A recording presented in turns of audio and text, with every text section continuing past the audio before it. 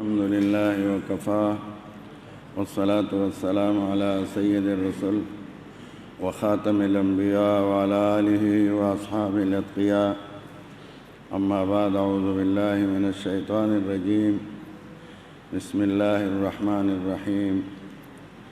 ما كان محمد أبا أحد من رجالكم ولكن رسول الله وخاتم النبيين. وقال تبارك وتعالى: وما أرسلناك إلا رحمة للعالمين.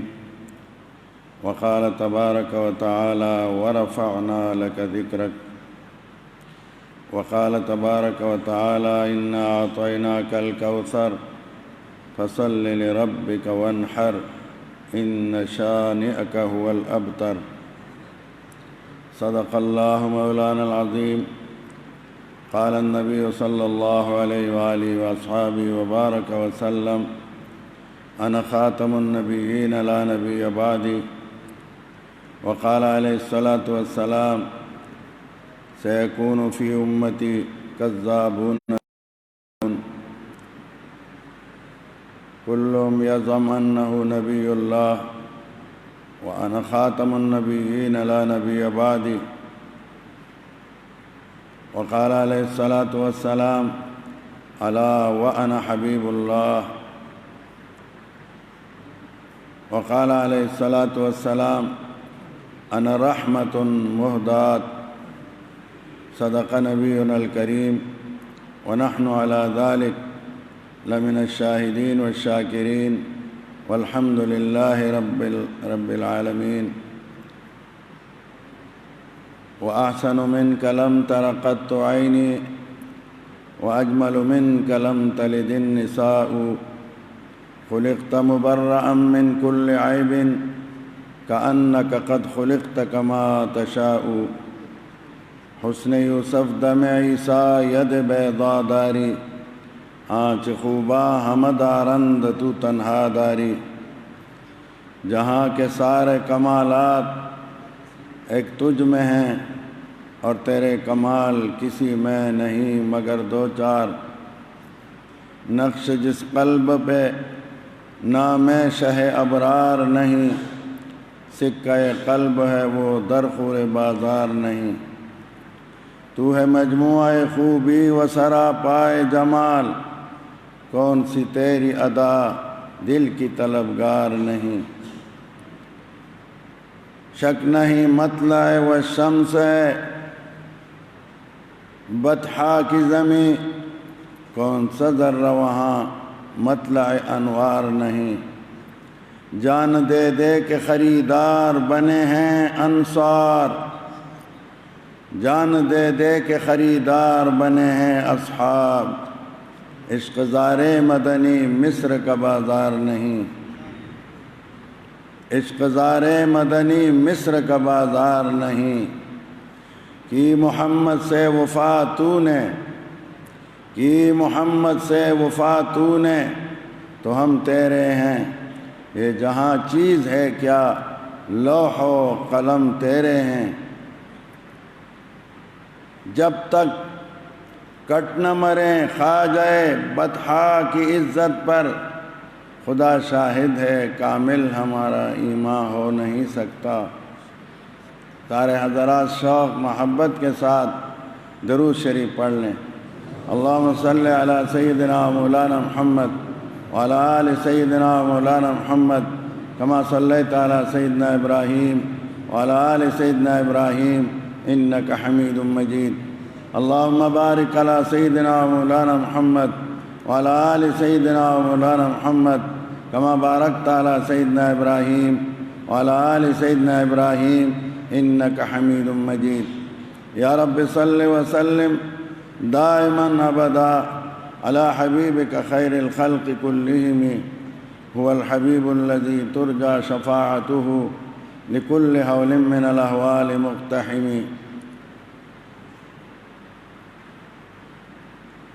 میرے معزز محترم سامعین مکرم،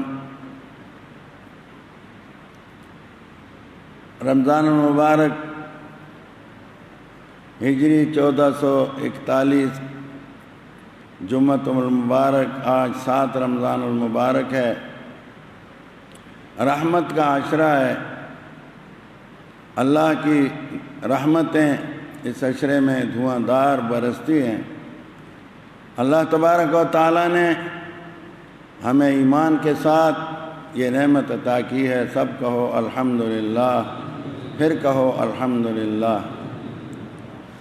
لیکن ایک بات ذہن میں رہے کہ یہ باغ و بہار، یہ ایمانی نعمتیں، یہ روحانی نعمتیں، یہ مادی نعمتیں ہم کو جس ہستی کی برکت سے ملی ہیں، ان کا نام اسم گرامی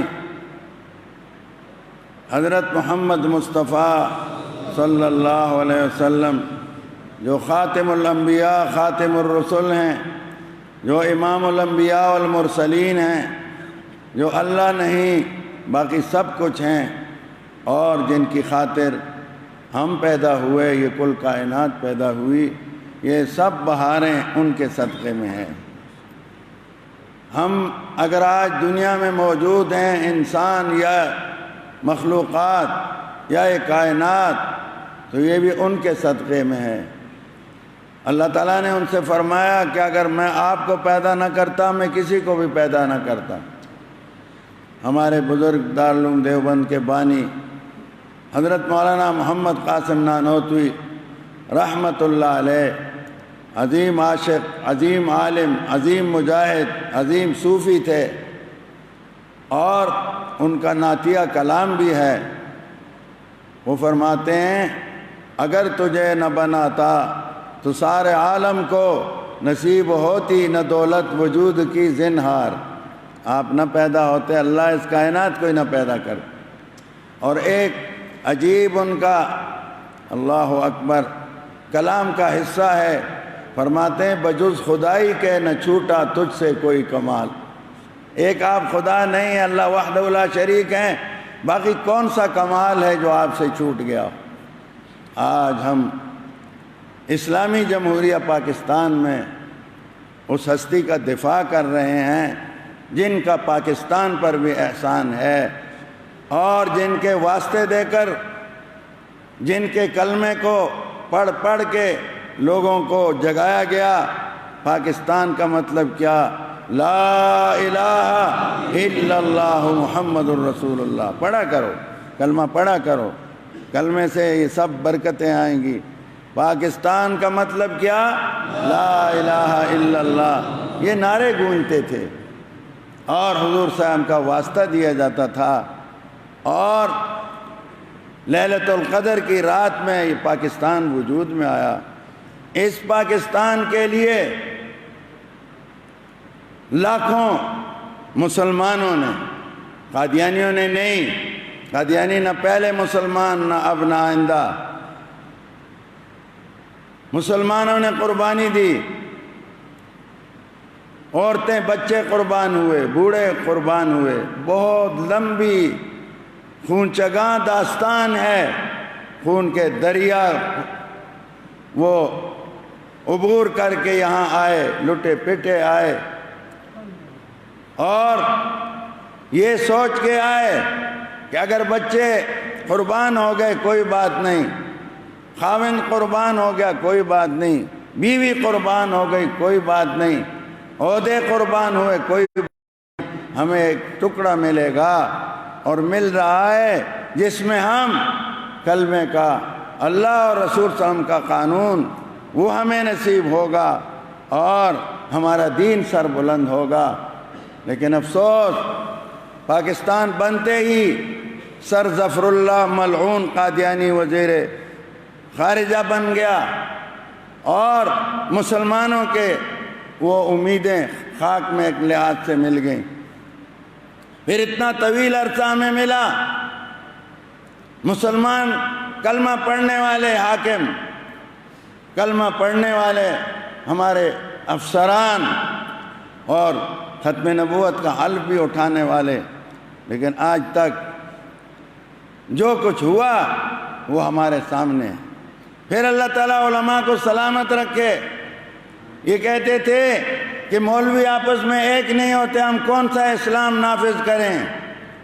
تو سب علماء نے مل کر 22 نکات تمام مسلک والوں نے ان کو پیش کر کے دیے، یہ ہم سب کا یہی نافذ کر دو، یہ ہمارا اتفاق ہے، اس پر کچھ نہ ہوا۔ پھر قادیانیت کا مسئلہ تھا جو بہت خطرناک تھا، آج پورے ملک میں قادیانیوں کے خلاف یہ جمعہ پڑھا جا رہا ہے اور ختم نبوت کا مسئلہ ہے، کیونکہ حالات یہ ہو گئے ہیں کہ ہم قوم کو صحیح بتائیں، قوم بھی بیدار ہو۔ قادیانی ایک خطرناک فتنہ، ایک دجالی فتنہ، جس کو حضور صلی اللہ علیہ وسلم نے دجال فرمایا ہو، اس کے دجالیت میں کیا شک ہے؟ حضور آخری نبی ہیں، کہو صلی اللہ علیہ وسلم، نام آئے تو محبت سے صلی اللہ علیہ وسلم کرو، کہو مزے احترام سے اور دل کی گہرائیوں سے کہو صلی اللہ علیہ وسلم، صلی اللہ علیہ وسلم، صلی اللہ علیہ وسلم۔ آپ صلی اللہ علیہ وسلم کے زمانے میں بھی جھوٹے نبی پیدا ہوئے،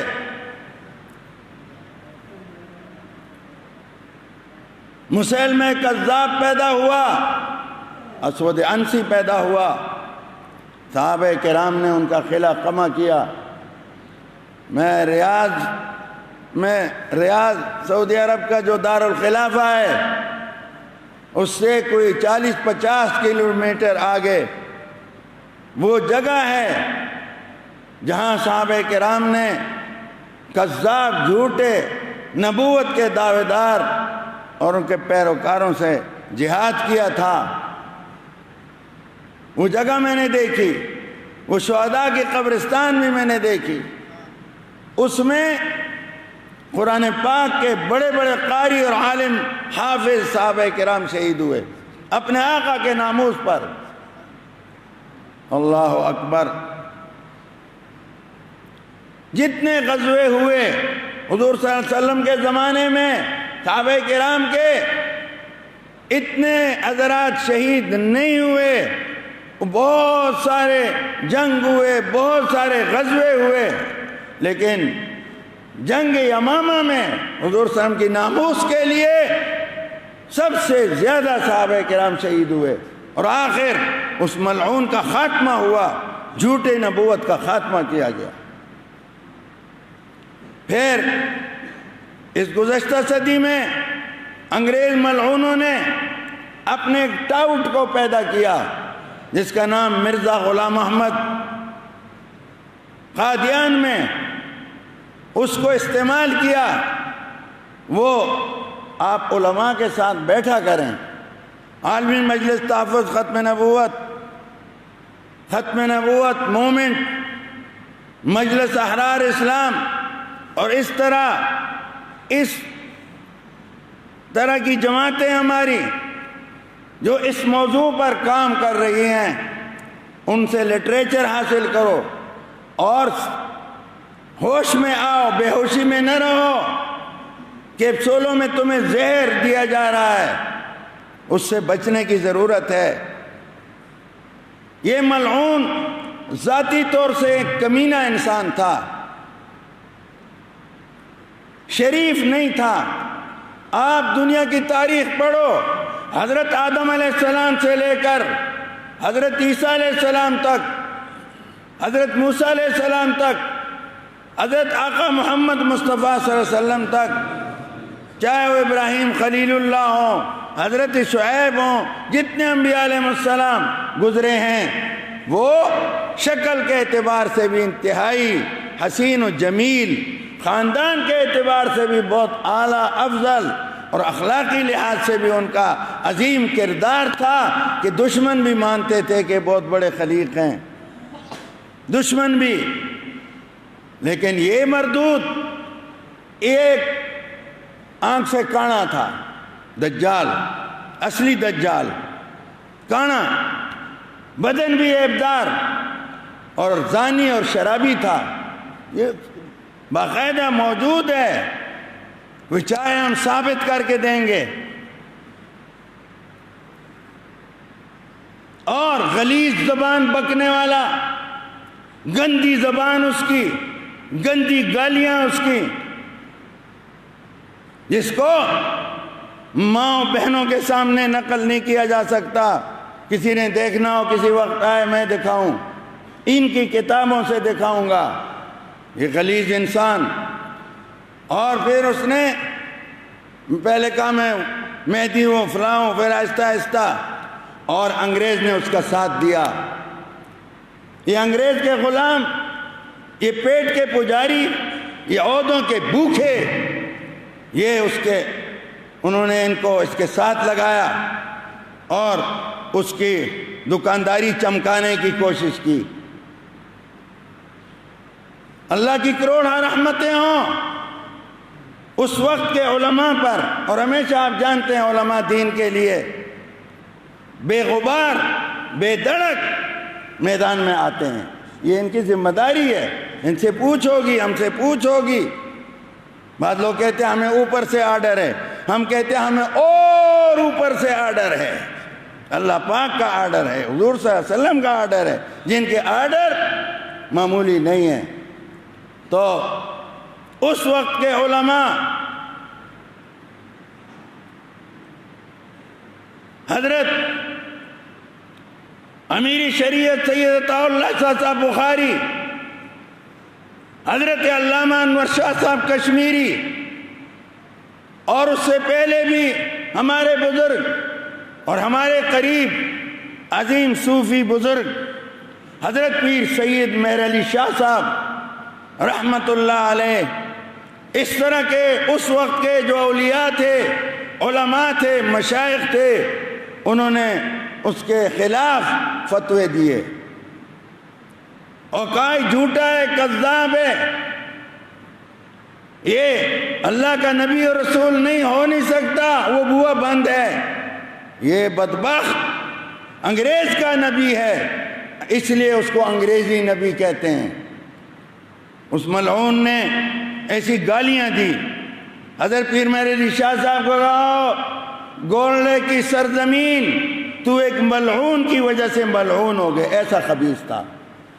اور ایک ایک بزرگ کے خلاف آگے چلو، اس ملعون نے، میں حیران ہوں، اور ٹرمپ اور عیسائیوں کچھ تو ہوش کرو، کچھ تو غیرت کرو، بے غیر تو جن کو تم اپنا نبی مانتے ہو حضرت عیسیٰ علیہ السلام، ہم ان کو اللہ کا نبی مانتے ہیں، آخری نہیں مانتے، آخری حضور صلی اللہ علیہ وسلم ہے، اور انہوں نے حضور صلی اللہ علیہ وسلم کی بشارت بھی دی تھی۔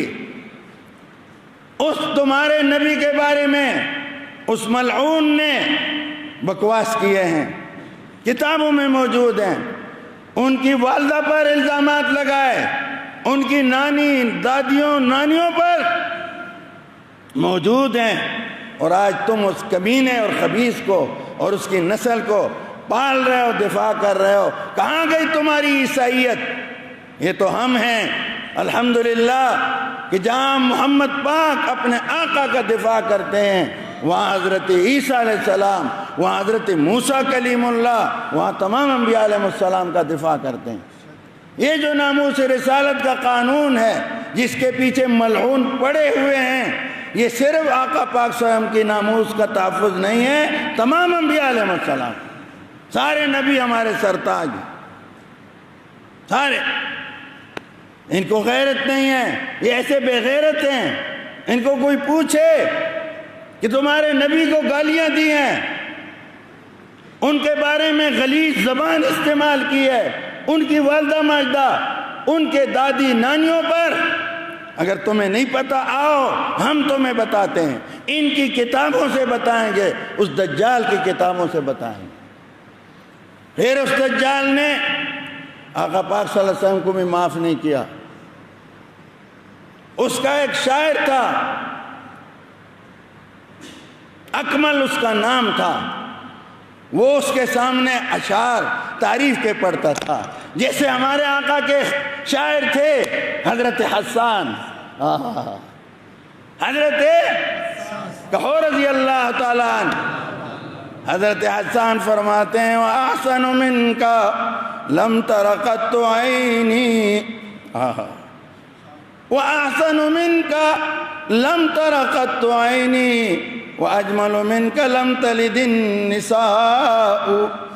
آقا آپ جیسا حسین کسی ماں نے جنا ہی نہیں، اور آپ جیسا حسین و جمیل رب نے پیدا ہی نہیں کیا۔ خلقت مبرأ من كل عیب كأنك قد خلقت كما تشاء۔ پیارے حبیبہ، آپ کو تو رب نے ایسا پیدا کیا گویا آپ نے رب کو خود فرمایا مجھے یوں پیدا کر دیں، مجھے یوں کر، ہر عیب سے پاک۔ خلقت مبرأ من كل عیب، آپ ہر عیب سے پاک پیدا کیے گئے۔ كأنك قد خلقت كما تشاء، گویا آپ اپنی مرضی پر پیدا کیے گئے۔ یہ اسی طرح اس ملعون کا بھی ایک تھا اکمل، وہ کہتا ہے محمد پھر اتر آئے ہیں ہم میں۔ مرزا بیٹھا ہوا ہے اور ملعون اس کو سنا رہا ہے، سنو محمدیو، ہمارے سینے کا درد سمجھو، ہمیں کیوں درد ہے۔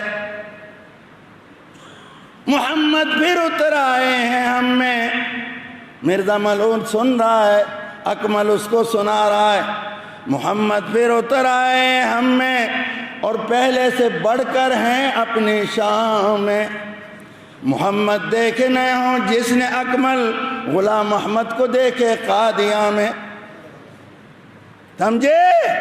سامنے ملعون خوش ہو رہا ہے، پھر محمد اتر آئے اور اس شان سے بڑے شان والے آئے، اس محمد سے زیادہ شانوں والے، اور محمد کو جس نے دیکھنا ہو اس محمد کو جو محمد مصطفیٰ سے شان میں بڑے ہیں، تو غلام محمد کو قادیاں میں دیکھے۔ اس پر ہمارے اکابر نے پورے ہندوستان کو گرمایا، مسلمانوں کو جگایا، اور پھر اللہ کا کروڑوں شکر ہمارے آقا کے ناموس کا یہ معجزہ ہے کہ پھر 73 میں اسمبلی کے اندر، قومی اسمبلی پاکستان میں علماء کی محنت اور کوششوں سے ایک صدی کے یہ مسئلہ لایا گیا۔ اس وقت بھٹو مرحوم وزیر اعظم تھے اور علماء کا ایک عظیم دستہ اسمبلیوں میں موجود تھا، ان میں مجاہد ملت مولانا غلام غوث ہزاروی، مفکر اسلام مولانا مفتی محمود، ہمارے استاد کوڑا خٹ کے مولانا عبدالحق صاحب اور مولانا عبدالحکیم ہزاروی، اور اس طرح مولانا شاہ احمد نورانی، اور ایسے علماء اس اسمبلی میں تھے۔ اور اس اسمبلی میں ان کو بلایا گیا، بڑے آرام سے قانونی طریقے سے وہاں بحث ہوتی رہی، دلائل دیے جاتے رہے، کتابیں لکھی گئیں ان کے ساتھ۔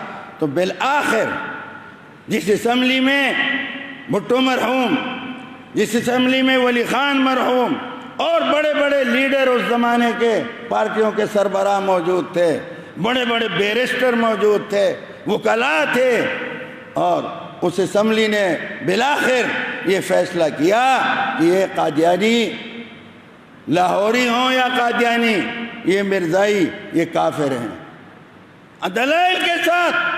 اور بھٹو مرحوم نے دستخط کیے، ان کا دستخط موجود ہے، نیچے لکھا پرائم منسٹر پاکستان۔ اللہ نے ان کو ایک سعادت دی، لیکن یاد رکھو اس کے پیچھے بھی علماء کا ہاتھ ہے، علماء نے محنت کی، بھٹو مرحوم کو سمجھایا، علماء نے 12 وعدے دی، لوگوں اٹھو قیامت آ گئی ہے، حضور صلی اللہ علیہ وسلم کی شان پہ حملہ ہو رہا ہے، حضور کی ناموس پر حملہ ہو رہا ہے، یہ دنیا پر حملہ ہے، یہ پاکستان پر حملہ ہے۔ الحمدللہ ہمارے علماء نے محنت کی۔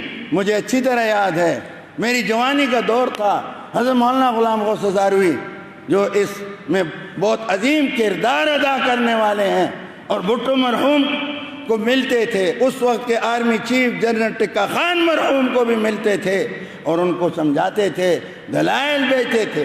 ان کی عورتیں قادیانیوں کی ان کی بیگمات کے پاس جاتی تھیں اور مظلوم ہے، مظلوم ہے، کائنات کے ظالم تم ہو، حضور صلی اللہ علیہ وسلم کے دشمن تم، اللہ اور رسول کے دشمن تم ہو، ملک کے دشمن و غدار تم ہو۔ بہرحال میرے محترم بزرگوں، اللہ نے کرم کیا، تمام ممبران اسمبلی کے دستخط موجود ہیں اس فیصلے کا۔ یہ معجزہ ہے حضور صلی اللہ علیہ وسلم کی ناموس کا، اور اب بھی وہ سلامت ہے، لیکن لگے ہوئے ہیں۔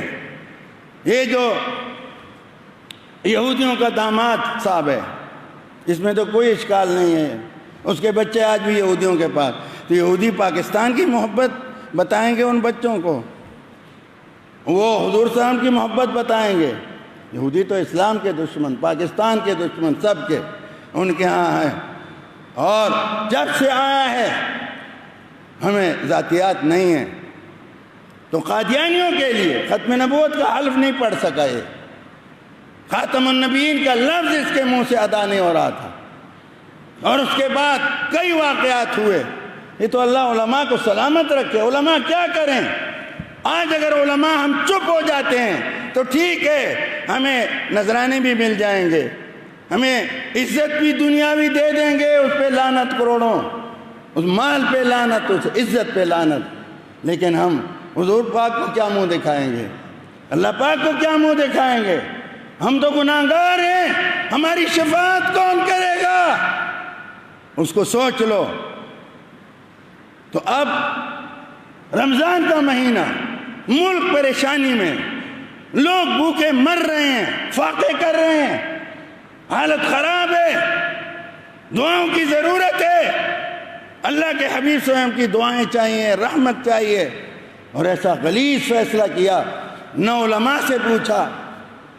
وہ پرویز الہی صاحب شجاع، ہم اس پہ ان کو زندہ باد کہتے ہیں، سر عام کہتے ہیں، انہوں نے اس پر احتجاج کیا اور کہا ہم سے بھی نہیں پوچھا اتحادیوں سے، اور فوراً فیصلہ کر دیا کہ قادیانی جو اقلیتیں ہیں اس کا سرکاری رکن بن سکتا ہے۔ اس میں ذرا آپ سمجھو، آپ کو دھوکہ نہ ہو جائے۔ قادیانی آئینی، اسلامی، قانونی پاکستان کے دستور کے مطابق قطعی کافر ہیں، لیکن اب تک، اس وقت تک انہوں نے اس کو تسلیم نہیں کیا۔ وہ کہتے ہیں ہم مسلمان ہیں، ہم نان مسلم نہیں ہیں۔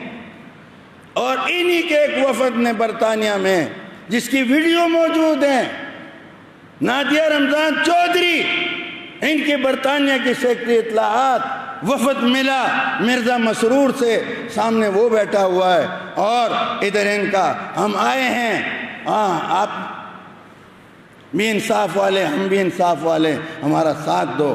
وہ ویڈیو دیکھ لو، آج کل ہر چیز محفوظ رہ جاتی ہے۔ تو مرزا مسرور نے کہا ہم تو مسلمان نہیں ہیں، ہمیں تو وہاں رگڑا دیا، نان مسلم ہیں، ہم سے کیوں ووٹ مانگنے آئے ہو؟ انہوں نے کہا آپ ہمیں ووٹ دیں تو ہم یہ قانون ختم کریں گے۔ پڑھے لکھو، کان مت بند کرو۔ کرونا سے ڈرنے والوں، یہ انتظامات ہم کر رہے ہیں، صفوں میں کبھی ہمارا فاصلہ نہیں ہوا، آج سب فاصلے سے، اور ہم عمل کر رہے ہیں، عمل کی ترغیب بھی دے رہے ہیں، لیکن اس سے تو ابھی تک پاکستان میں 500-600 آدمی فوت ہوئے ہیں، اور روزانہ ہزاروں مرتے ہیں۔ کیا موت نہیں آئے گی؟ کیا ہم حضور صلی اللہ علیہ وسلم کے سامنے نہیں جائیں گے؟ سوچ کے قدم اٹھانا، سوچ لو۔ پارٹی بعد میں ہے، دنیا بعد میں ہے، اللہ اور رسول صلی اللہ علیہ وسلم پہلے ہیں، یہ ذہن میں رکھو۔ تو مرزا مسرور سے وعدہ کیا گیا، اس کے بعد مرزا مسرور نے یہ ضرور کہا، قادیانیوں کا بڑا ہے اس وقت ملعون، اور بھاگا ہوا لندن میں بیٹھا ہے اپنے آقاؤں کے پاس، وہیں پہ پہنچی جہاں کا خمیر تھا۔ اللہ ہمیں مدینہ پاک پہنچائے، جنت البقیع پہنچائے، بمنک و کرمک و جودک یا اکرم الاکرمین۔ وہ کہتا ہے کہ ملا کے خوف سے یہ کوئی نہیں کر سکتا ہے۔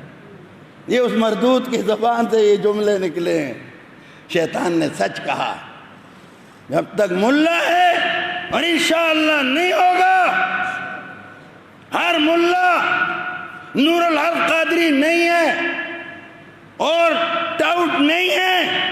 ملا کے سینے میں قرآن ہے، ملا کے سینے میں ایمان ہے. یہ جان تو دے گا لیکن آقا پاک صلی اللہ علیہ وسلم پر سودے بازی نہیں کرے گا.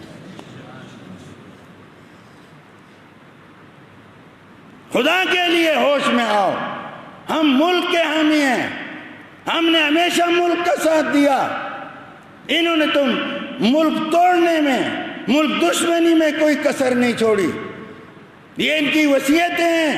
ہمیں جو یہاں دفن کیا قادیان لے جاؤ. خدا کے لیے ہوش کرو.